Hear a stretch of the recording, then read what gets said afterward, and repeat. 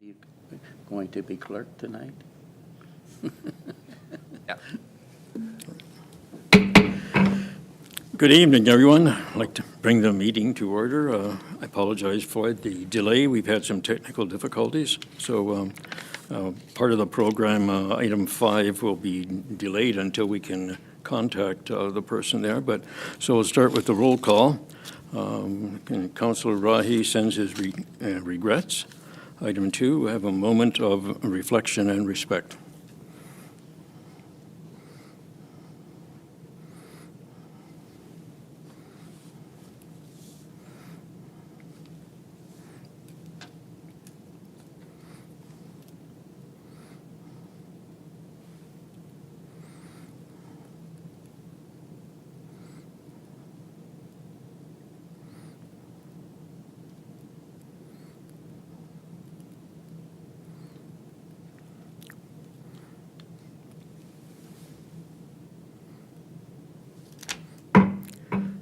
Thank you. Item 3, confirmation of the agenda.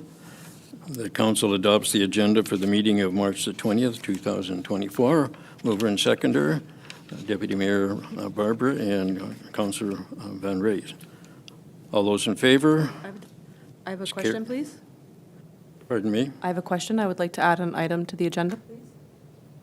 You would like to add an item? Yes, add an item, some documents to the agenda pertaining to 5.1 of the agenda for council consideration and public record. Sorry. I don't know. I'm having trouble hearing what you're saying. It's my fault. I can't really hear what. But you want to add something to what item? 5.1. 5.1. And what 5.1 deals with the delegation deal from the Integrity Council, correct? Correct. Integrity Commissioner. I'm not sure what the item is about. Just to, The item has been presented to council. I believe you should have a copy. the sheets that were sent around, you don't need to. I don't know if what you're holding up is it or not, but Owen did provide copies to council, so they do have it. Yeah, we have the sheets, I think, that deal with notes between you and the Mr. Integrity Swayze, Commission. yes. We don't need to add those as an item. You can refer to them during the presentation by the Integrity Counselor. Okay, I would like to make a motion to include the documents for consideration, please. All right, we'll do that at the time we'll have item 5.1. Okay, good. I don't think we need it. Proposing an amendment to the main motion of adopting the agenda as presented. So if she has a seconder, we could vote on it, then the main motion. Okay, thank you. You're going to read that as an amendment to the main motion. So you're going to move to amend the main motion. Do we have a seconder to amend the main motion? I don't see a seconder, so we won't be adding that. All right. Okay, am I able to provide these documents to the public then for consideration? I don't know why I'm not hearing her at all. She asked if she could provide these documents to the public for consideration, and I'd suggest, yes, she has every right to defend Sure. herself. Yeah, Sure. Okay. No issue with that. Thank you. and then we have to vote on the main motion. Right. So we have you vote on them. Well, the amendment wasn't seconded, so we don't need to vote on any. There's no motion on the floor at all. We still have to approve the agenda as presented. Okay. Sorry. By P. Barber and All right, thank Councilor you. Van Raes. I lost track of that. Thank you very much. So the main motion of confirmation of the agenda is still on the floor, and we have moved and seconded. So all those in favor? Opposed? Carried. Are there any declarations of pecuniary interest? Councilor Desrosiers? Thank you.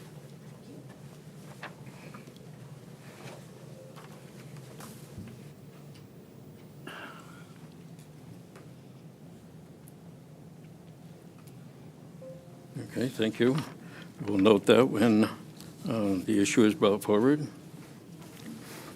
So next we are going to skip item 5 and hopefully be able to contact Mr. Swayze at some point during the meeting.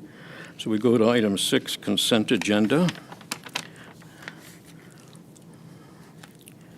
We have a resolution that the March 20th, 2024 consent agenda be received for information, and that the included recommendations within the staff reports be adopted, and that council approves the minutes of the regular meeting of council held on March the 6th, 2024.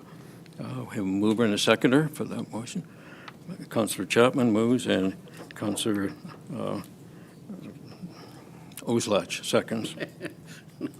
Any discussion on any of those items? Councillor Chapman. Through you, Your Worship. I just want to comment on the work that's been done with the Laserfish. I'm in the right spot, right? And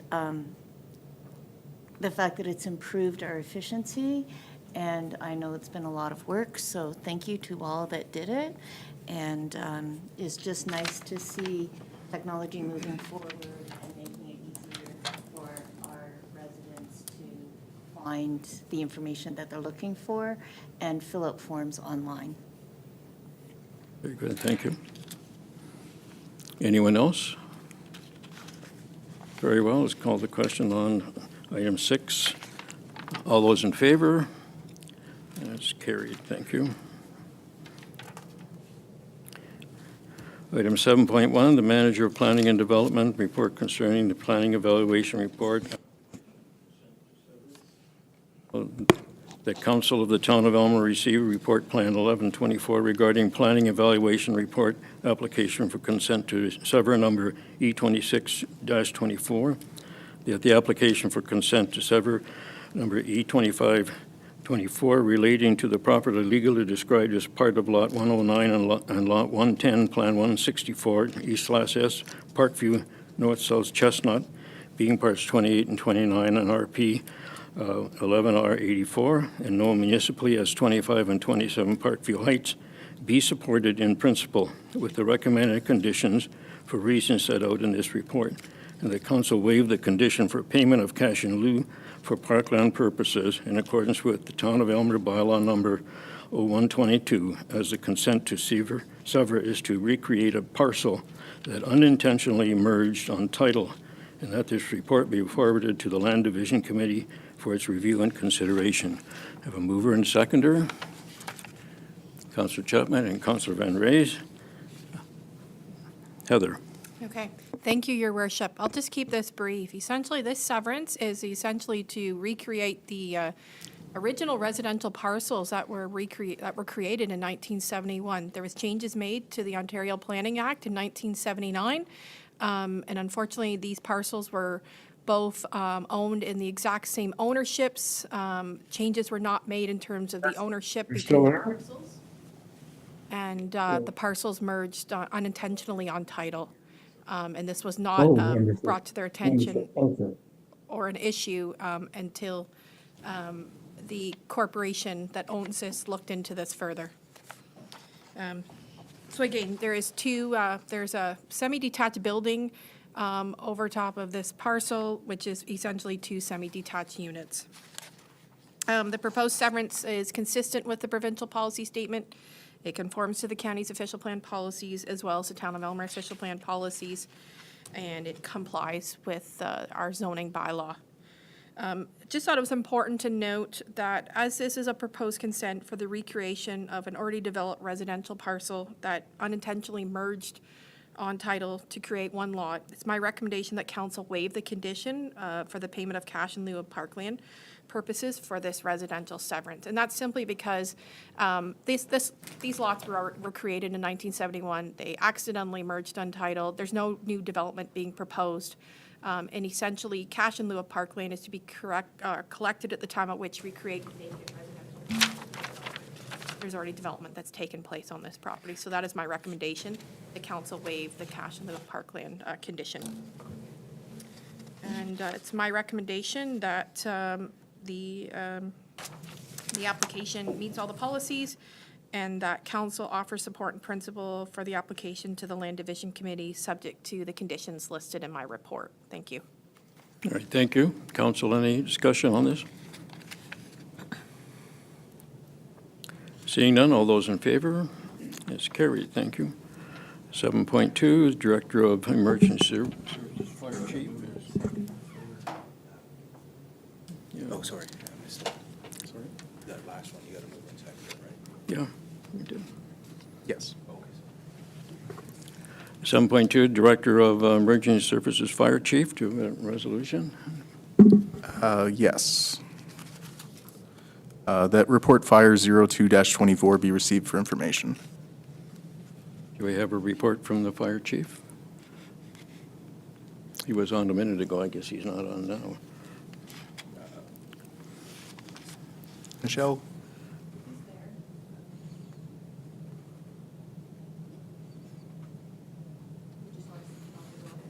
Yeah. I don't know if you can hear me.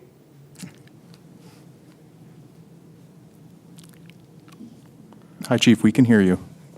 Could you proceed with your report, please? Absolutely. Good evening, Your Worship and members of council. Basically, this report is to assure council that we are taking a proactive approach to our emergency response on April 8th, as many of the fire departments in Elgin County are. This is, of course, due to the anticipated attendance that will be traveling through and stopping in that particular day.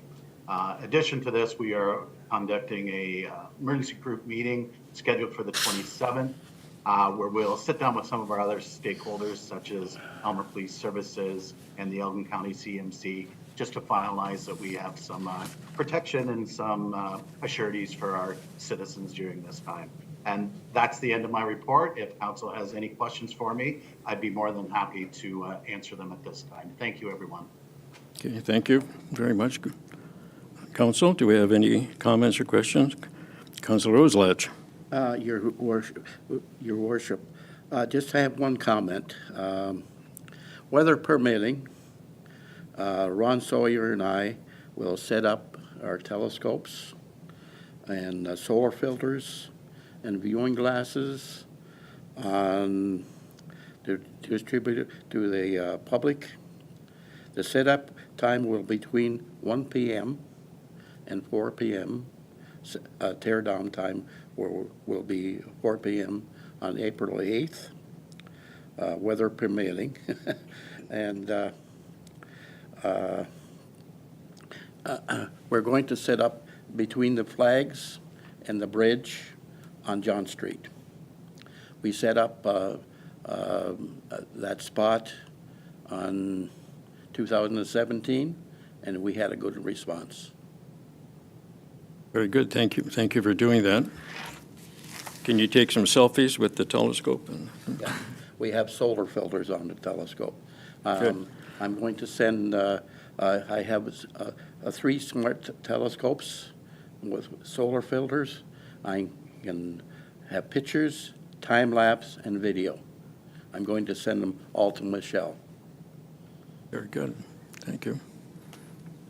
Weather permitting. Weather permitting, yes. Anyone else in council? Seeing none, all those in favor? Is carried. Thank you. Thank you.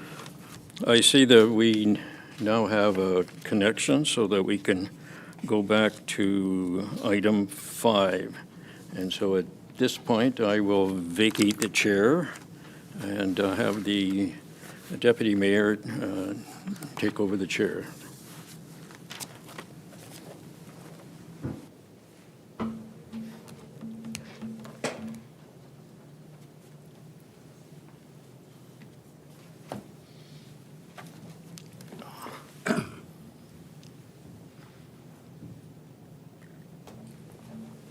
Good evening, everyone.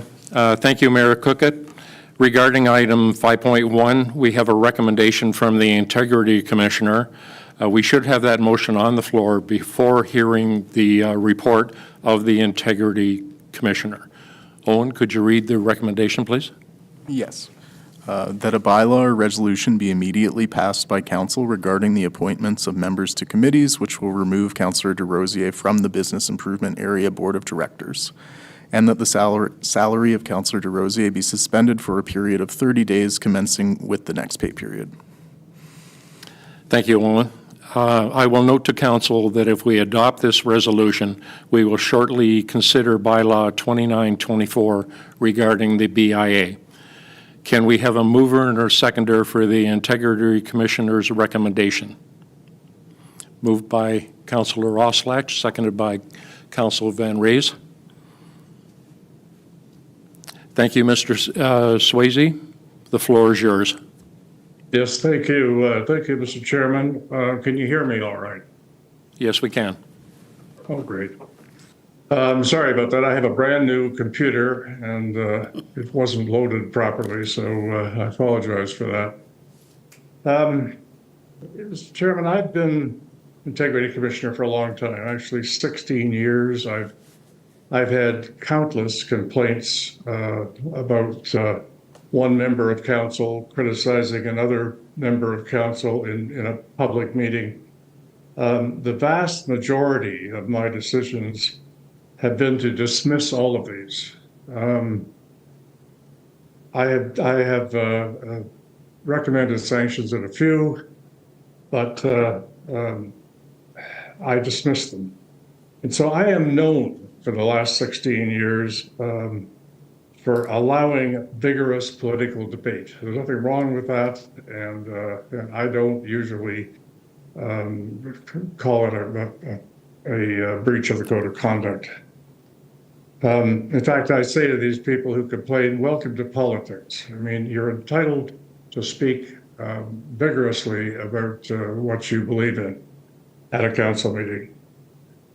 However, there is a line you can cross, and I've imposed sanctions a few times, and calling the mayor a liar in a public session of council is in my judgment, harassment under the code.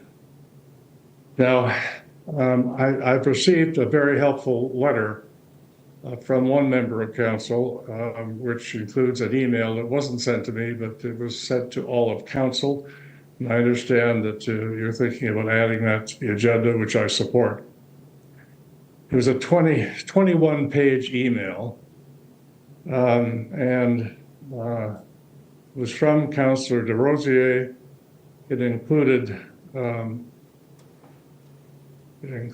3 pages not copied to me by the councillor. In this document, she acknowledged the error of calling the mayor a liar was a genuine error. She called it a genuine error. She then accepted my recommendation of the sanction and agreed to apologize to the mayor. Now, she could have done this earlier because the mayor offered to exchange apologies to try to put this thing behind them. She also acknowledged that this was a learning experience not to use inappropriate language. And I think these statements that she made in this email are a step forward for her to become a cooperative and contributing councillor. I am very pleased by this. However, her intent remains to attend BIA meetings because any member of the public can attend, and that's very wrong, in my opinion. She must understand that council does not want her to attend these meetings. This would be a defiance of council if she went to these meetings after my recommendation is passed that she be removed from there. Those are my comments, Mr. Chairman. I am prepared to answer some questions of any member of council. Let me know if you have any questions. Thank you, Mr. Swayze, for your presentation. Do members of council have any questions? Seeing none, Councillor DesRosiers, do you wish to offer a statement in defense of your actions? It would be appropriate at this time. Yes, thank you, Mr. Chair. First of all, thank you, Mr. Swayze, for your presentation. The notice of motion that was approved by council was specifically the Council of the Town of Aylmer requests the Integrity Commissioner to investigate all accusations made on December 6th and January 10th and that such a review is to consider the conduct of both members of this matter. As of tonight's meeting, the Integrity Commissioner, Mr. Robert Swayze, has yet to speak to me to request, review, and investigate any evidence related to the claim, including email correspondence, mobile correspondence, transcripts, personal testimony, witness testimony, audio recordings, and/or any other related evidence. After researching Mr. Swayze, this behavior appears to be habitual. His report is non-factual, opinion-based, and concluded without a fulsome investigation. The inaccuracies and the derogatory language within his report could be undoubtedly debated. However, out of respect for this council's time and the interest of my family's health and well-being, I will refrain. A formal document was written and submitted to the Integrity Commissioner in response to his report. Questions have been intentionally ignored, and accusations are left unsubstantiated. This document, without council's consent tonight, has now been forwarded to the press. The intention of February 21st was to have an honest discussion with council to mediate the situation amicably. An apology was never refused. You can go back on the video, you can watch the whole recording. There was never a refusal, ever. Comments made on January 10th were intended to inform council of the details surrounding the recommendation of committee reappointments. If in doing so the mayor was caused embarrassment or awkwardness, I apologize for my choice of language. The matter of the BIA was brought to me by staff and was overseen and directed by staff. The substantive correspondence was provided to this council at our February 21st meeting. If the mayor disagrees with how a situation is handled, the appropriate and diplomatic action would be to bring the concern forward to council for discussion. Attempting to control members privately through intimidation is unacceptable. In democracy, each member is entitled to one vote, which he or she makes based off information provided. Additional information is gained by asking questions. Meetings of council and committees thereof are open to the public. It is not an obstruction of business to attend a meeting, listen to discussion, nor ask questions should concerns arise. My service in this role is the accountability to the citizens of Elmer. For tonight's decision, my hope is that social circle loyalties are set aside to take this information into consideration, and that a decision is made based off honest conscience and morality. The conclusion of this matter is respectfully at the discretion of council. Thank you.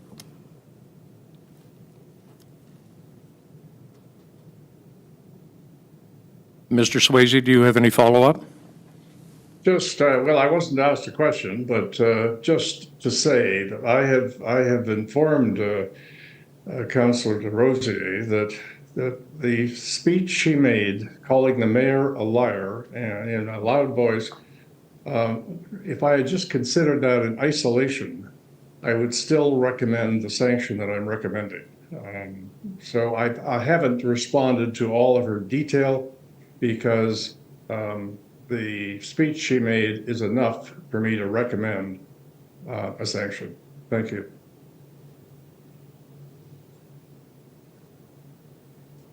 Are there any further questions by members of council? Seeing none, we do have a recommendation before us. As chair, I would like to note that the decision by the council to engage an integrity commissioner to review a matter is not an easy one, but in these cases, it was the right choice. Council members will not always agree with each other, and they should not, but in the end, once a vote is taken, that becomes the direction to be taken, and whether we personally agree or not, we are obligated to support that decision. The council as a whole is a team. There is no I in team. On behalf of council, I would like to thank Robert Swayze for his timely and concise report. Everyone, council, staff, and the members of the public needed an independent review of these matters in order that all council members could move forward and continue to do the work we were elected to do. We have a motion on the floor, the recommendation of the Integrity Commissioner. Is there any further debate on the motion? Mr. Chairman, may I interject? I haven't heard that Councilor DeRosier, and I'm trying to protect her. Councilor DeRosier has declared a conflict on this vote. He cannot vote on this matter. I gave the document to the clerk already. Mr. Thank you. Swayze wasn't Thank you. online. Thank you.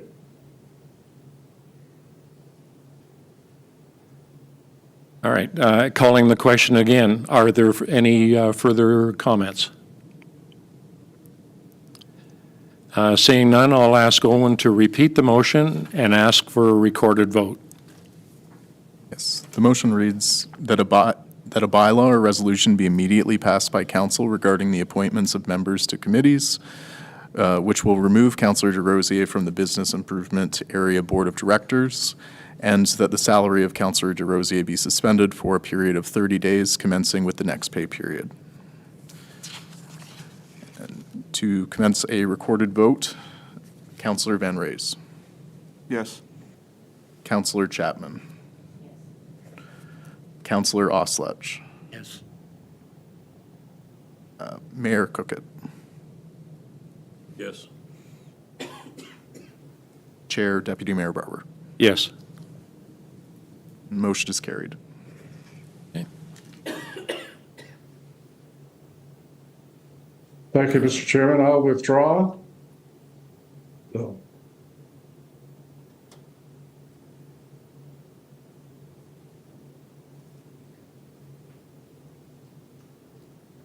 Seeing that the motion has been adopted, we will move forward on to Bylaw 2924.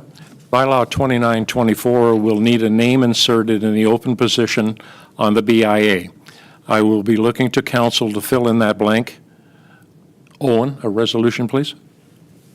That council inserts the name of blank in bylaw 29-24, and that council gives 3 readings to and approves bylaw 29-24 being a bylaw to amend bylaw 38-22, being a bylaw to make the necessary council and citizen appointments to committees and boards.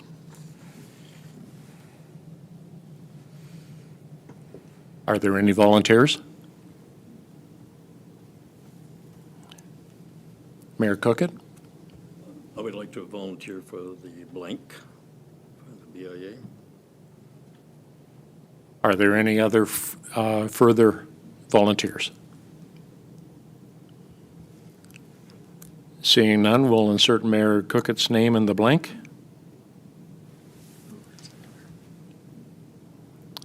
And can I have a mover and a seconder, please? Moved by Councilor Van Raes and seconded by by Councilor Oslech. Okay. All those in favor? And the motion is carried. Thank you. Thank you, everyone. And we moved on to the consent item. I will concede the chair back to the mayor. thank you, Mr. Chairman. I will withdraw with your permission. Again, thank you, Mr. Swayze. We appreciate your report.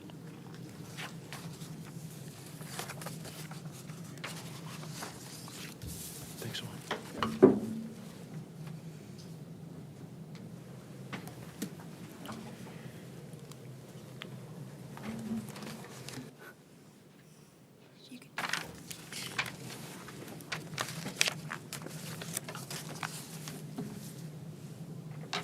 Thank you very much, Deputy Mayor Barber, for taking the chair.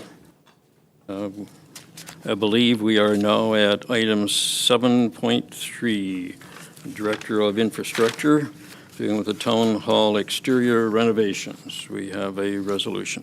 Yes, that report operations 12-24 entitled Town Hall Exterior Renovations Consulting Services be received for information, and that council approves the consulting service from GM Blue Plan to provide consulting services for the Town Hall exterior renovations. Mover and seconder, Councilor Desrosiers and Councilor Chapman. Report? I think Terry is doing that one, right? Thank you, Your Worship. Through you to members of council, this report relates to repairs required on the exterior of Town Hall. Specifically, the exterior of the clock tower and third floor need maintenance or replacements. These repairs were identified in the facility condition assessment that was completed for the building. Some of the examples of the exterior work are replacement of the clock tower metal roof, repairs of the slate tile roof, brick repointing, and replacement of the third floor windows are just some of the examples. Our engineering consultant, GM Blue Plan, was heavily involved in the original facility condition assessment, and they provided a quote to complete the tender and inspections for the project. Staff would like to proceed with the investigations and design work to create the tender documents for all of the exterior works required.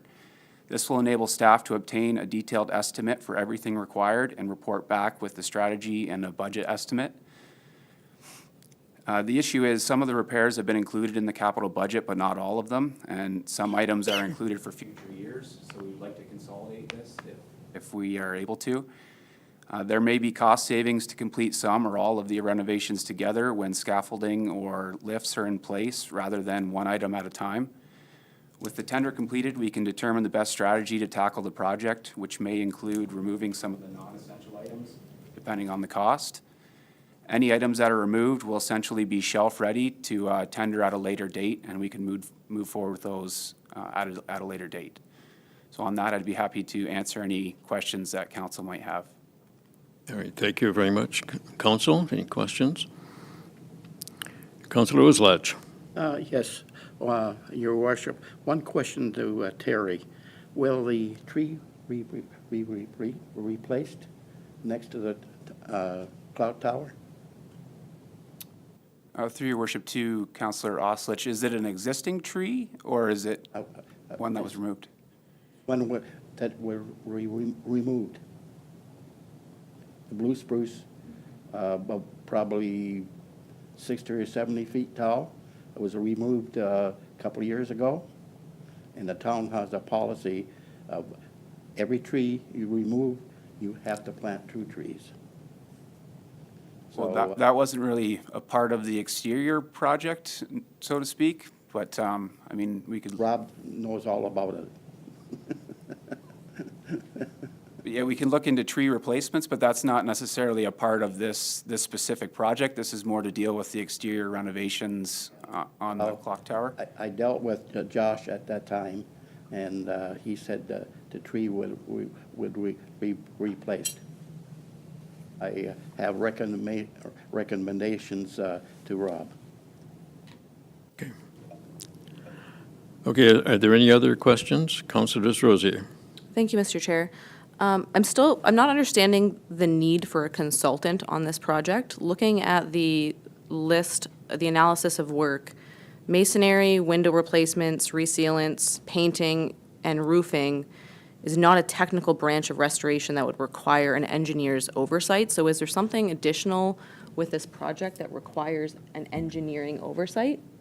Yes, through your worship to Councillor Desrosiers, it's more, there's no real as-built or as-constructed information on the building because of the age of it. So it's more to do the investigations and then do the drawings and look into any structural members that need to be replaced, come up with specifications for like the slate roofing, things like that, coming up with the detailed specifications so that it can be appropriately tendered.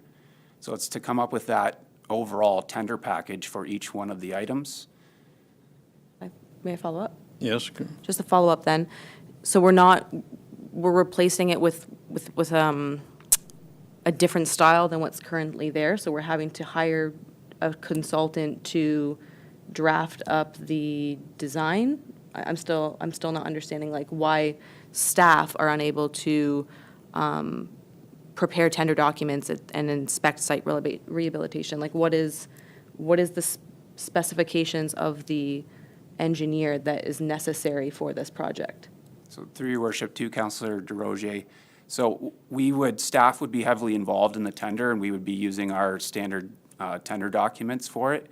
It's more to come up with the special provisions of the tender, so the detailed specifications for let's say, caulking or the slate tile itself, the metal roof. There's many different items that have all different specifications to them. Bidders need to know exactly what they're bidding so that it's fair across the board.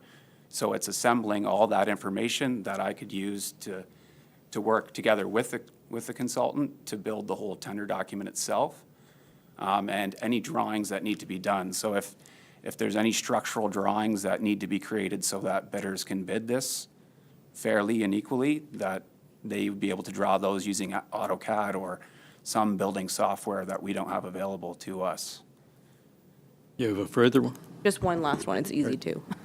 So just to clarify then, staff are unable to do this on their own. They need this consultant because they can't, without this consultant, this work cannot be done? Through your worship to Councillor DesRosiers, it's more of an assistance. We need to use their expertise for some of the specifications, some of the drawings. We don't have some of the software to do some of the drawings. Like I said, they were involved with the original facility condition assessment, so they've already been looking into some of these structural related issues. So it's more of assisting us to assemble the entire tender package. Okay, thank you. Anyone else? Deputy Mayor Barber? Thank you, Worship. I have a different slant on the last question. Personally, I appreciate the thoroughness that JM Blue Plan is giving the town in the review of various projects. Not only this one, but the police station, the complex, and any other buildings that they get into.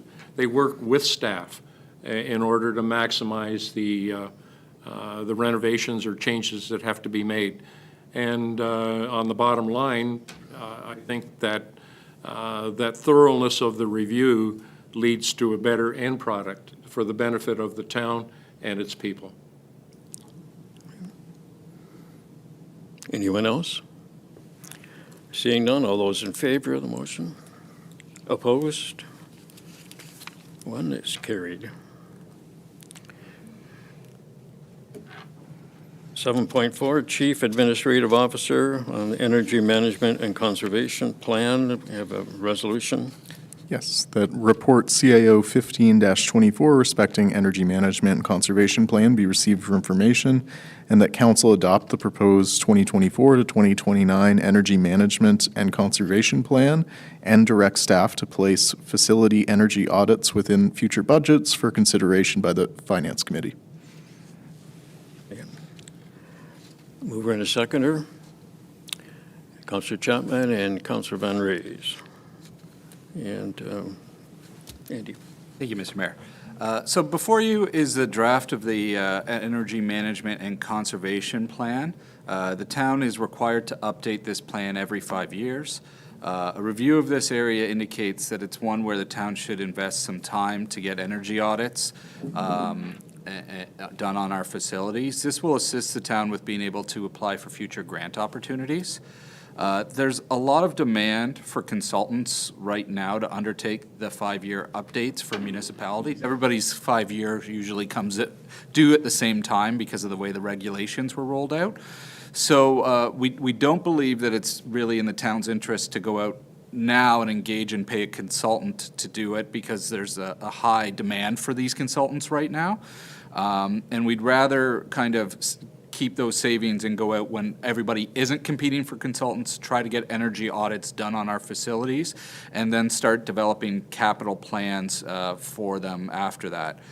That being said, it is a completely valid option for council to direct staff to go out and seek a consultant now and to have them undertake this update rather than approve the one that is before you this evening. So staff would not be opposed to that. It's just we would anticipate that there would be some additional cost immediately incurred this year. It's important to note that when these plans first came into regulatory being, there were significant grant opportunities at the provincial level for municipalities. Those funding sources haven't been readily available for about 6 years now. So it's really sad to see when you see an area that is, of such importance, energy conservation and management is really important to everybody, but we're really limited in what we can achieve locally simply because the funding sources have really dried up. And it's just another one of those kind of unfunded mandates that we'd have to place on the local taxpayers. But I think if we go through and we do the energy audits and we spend a small amount of money, we will be able to develop some projects for future capital, and we will be able to show some real movement on energy conservation and management. And with that, I'll try to answer any questions that council might have. Thank you. Council? Deputy Mayor Barber. Thank you, Worship. To Andy, a project that was sold on the energy conservation theme was the conversion to LED streetlights. Have we almost paid for that project? Through you, Mr. Mayor, I think Heather would have a more accurate answer than myself. Through you, Mr. Mayor, to Councillor Barber. I believe that the loan will be done in the next, I think it's 2027. Let me just pull it up here. I think it was an $800,000 debenture. I'm just trying to see what the end date on that loan was.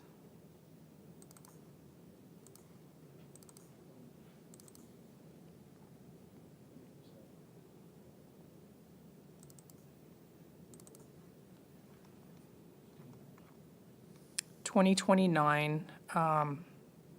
2029, the loan will be done. We've got a way to go. Yes. Thank you. Anyone else?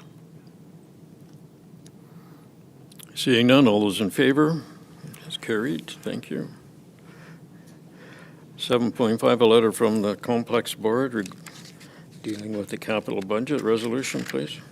That the Council of the Town of Elmer approve the 2024 capital budget in the total amount of $738,859, $369,429.50 per municipal partner. Mover and seconder, Councillor Desrosiers and Councillor Oslach. Okay, there's really no report other than just those numbers. Any discussion on that? No discussion? I was pleased to see the participation by both sides at the Complex Board dealing with this capital budget last Wednesday. So there's no further discussion. We did a lot of that last Wednesday, so call the question. All those in favor? It's carried. Thank you. Item 7.6 is a communication, I think. We have 7.6 and 7.7 is communication dealing with resolutions from other municipalities. So we have a resolution on those? Yes, we do. Yes. That council received for information the letter from the municipality of St. Charles regarding the town of Elmer's support for provincial consideration for amendments to the Residential Tenancies Act. Mover and seconder, Deputy Mayor Barber and Councillor Chapman. Any discussion? Deputy Mayor Barber.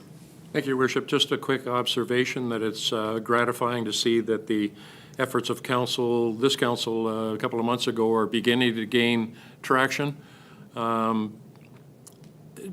Rental rates in Elmer are on the uptake, as they are in most municipalities in Ontario.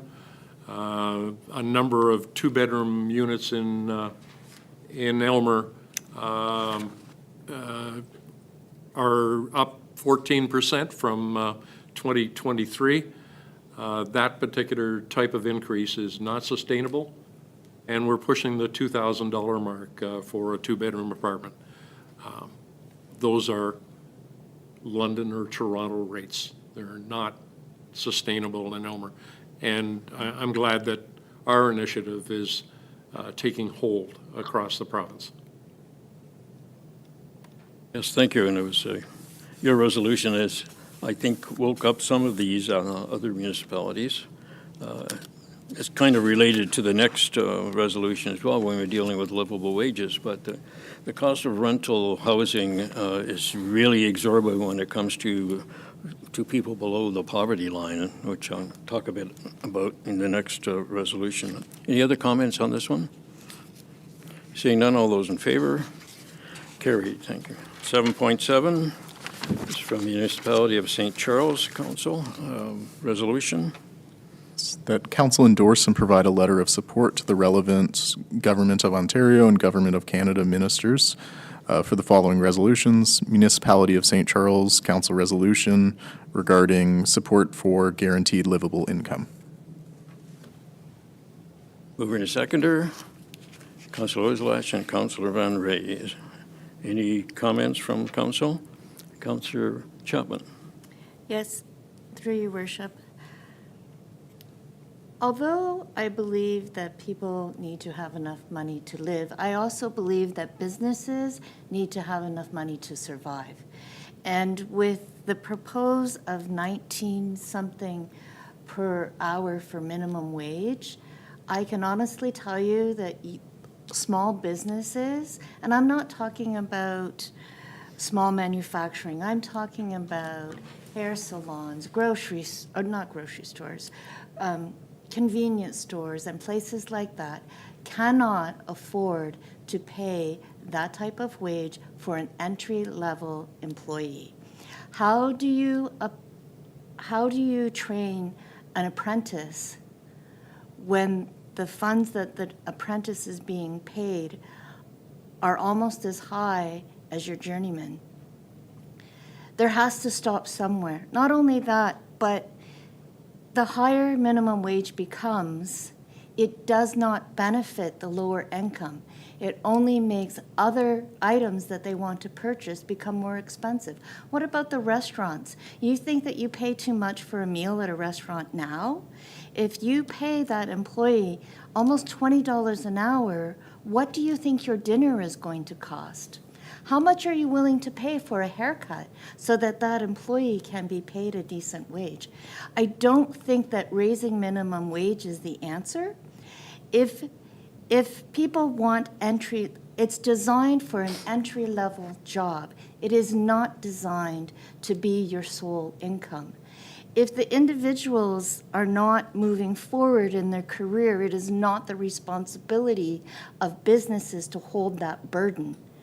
If you want to make a substantial difference in their lives without impacting the lives of others, then there has to be a form of subsidization. And I don't believe that you should go to work and not get to keep part of your salary. So if you are on something like ODSP and you go to work and you are allowed to make so many dollars, and you make above that, it's removed from what you receive. There is no incentive for them to go to work. If you want people to go to work and have a job, you need to give them a reason to do so. If you raise minimum wage to the proposed amount that this was stated, you are going to kill small business. And I speak this as a small business owner. I want to hire apprentice. I want to help them grow. The goal is to bring them at a lower wage where they don't bring an income to a business. An apprentice is there to help assist the journeyman and to grow their knowledge so they can become a journeyman. They do not do services to the point where they bring in a revenue that would sustain that wage. So I am very opposed to such an increase. Thank you very much for that impassioned speech. Very good. It is a slippery slope that we deal with here. I think the reason that I asked to put it on here was to engender discussion about the plight of not only small businesses, as you're talking about, but also the plight of those who struggle with putting food on the table at the present wage, because the poverty line for a family of three, I guess, let's say a single mother and two children, the poverty line is about $30,000, and that's a lot of money to make for a person. I know one single mother who lives on Ontario Works and on income, kind of, it's not full-time income, but she makes about $2,556 a month. Her rent costs us $1,421, and she manages to get by on food for $800 a month. That leaves $220 for her to spend on everything else, which is just impossible to do. And so you have that kind of situation on the other end. I don't know what the answer is either.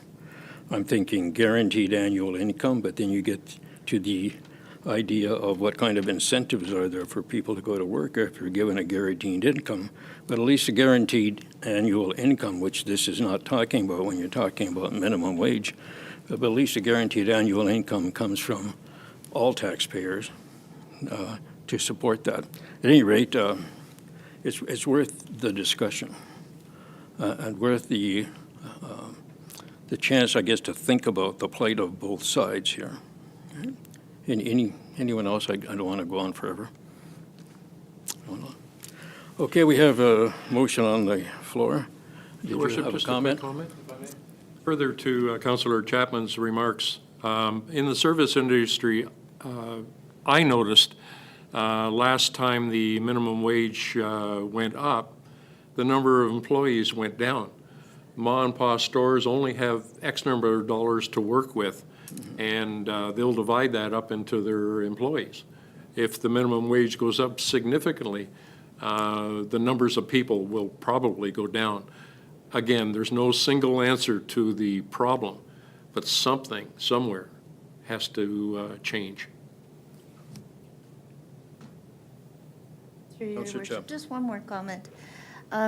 If they raise minimum wage to $20, I'll just round it up, sorry, to $20, what about the employees that are making $22 an hour now? They don't get a raise. So someone at an entry level is going to make $20 an hour. Somebody who's already making $22 an hour, they're not going to make that much more. So you're making it so, but their cost of living is going to be higher. So you're going to make that poverty level is going to keep raising. I remember back in high school, we studied this. And I remember back then understanding that raising minimum wage was not the answer. And I still feel that way today. There has to be another way. And just keep raising the minimum wage is not the answer. Anyone else? All right, seeing none, all those in favor of the motion? Opposed? So it is defeated. New business and matters of urgency. Reading of bylaws and proceedings thereon. We have resolutions. Yes. The council gives 3 readings to and approves bylaw 25-24, being a bylaw to appoint Michelle Malucci as Deputy Clerk, Information Services Coordinator. Bylaw 26-24, being a bylaw to appoint Deputy Division Register and Deputy Issuer of Marriage Licenses, Michelle Malucci. Bylaw 27-24, being a bylaw to appoint a Deputy Division Register and Deputy Issuer of Marriage Licenses, Anna Vandenbrink. Bylaw 28-24, being a bylaw to confirm the proceedings of the council at the regular council meeting held on March 6, 2024. And bylaw 30-24, being a bylaw to amend bylaw 68-21, being a bylaw to establish fees and charges for the corporation of the town of Elmer. Mover and seconder, Councillor Desrosiers and Councillor Oslach. Any discussion on any of those bylaws? Seeing none, all those in favor? Carried. Thank you. Inquiries by members. Statements and committee reports. Councillor Desrosiers. Thank you, Mr. Chair. On March 7th, I had the honor of attending a forum at the Legislative Assembly of Ontario. Women were selected from each provincial riding to represent their community, and my attendance was representing Elgin Middlesex. We had the opportunity to connect with ambitious women across Ontario passionate about leading within their communities. This day was additionally filled with learning, networking with current MPPs, as well as an evening reception hosted by the Lieutenant Governor of Ontario, the Honourable Edith Dumont. I would like to express my gratitude to the provincial government for this exceptional event and an invaluable experience. Thank you. Thank you. Anyone else? I have no report at this time. Are there any notices of motion? Councillor Desrosiers. Thank you, Mr. Chair.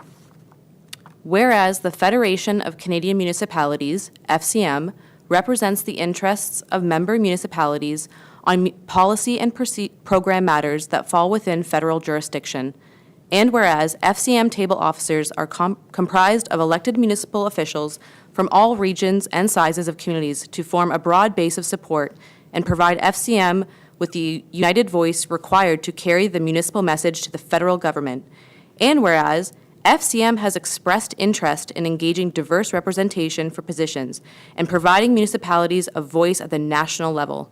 And whereas FCM Annual General Meeting, AGM, will be June 9th, 2024, followed by the election of the FCM Board of Directors and table officers. Therefore be it resolved that Council of the Town of Elmer endorse Catherine Desrosiers to stand for election on FCM's table officers for the period starting of June 2024 and ending June 2025.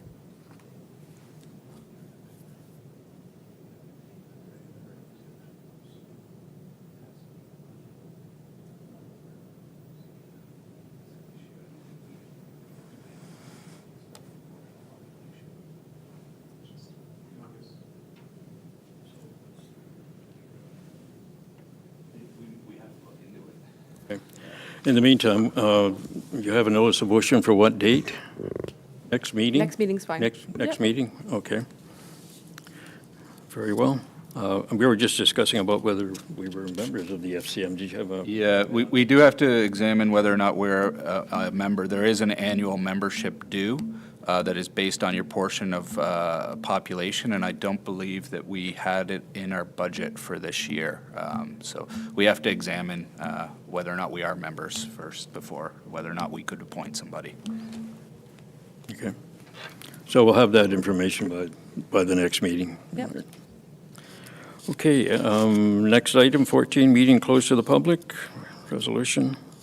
Yes, that council moves into a meeting closed to the public at 8:09 PM to discuss the following matters: Chief Administrative Officer Report 18-24, requested documents, Elmer HR, and that consideration of these items be closed to the public pursuant to Section 239(2)B of the Municipal Act, as amended, as the subject matter pertains to personal matters about an identifiable individual, including municipal or local board employees.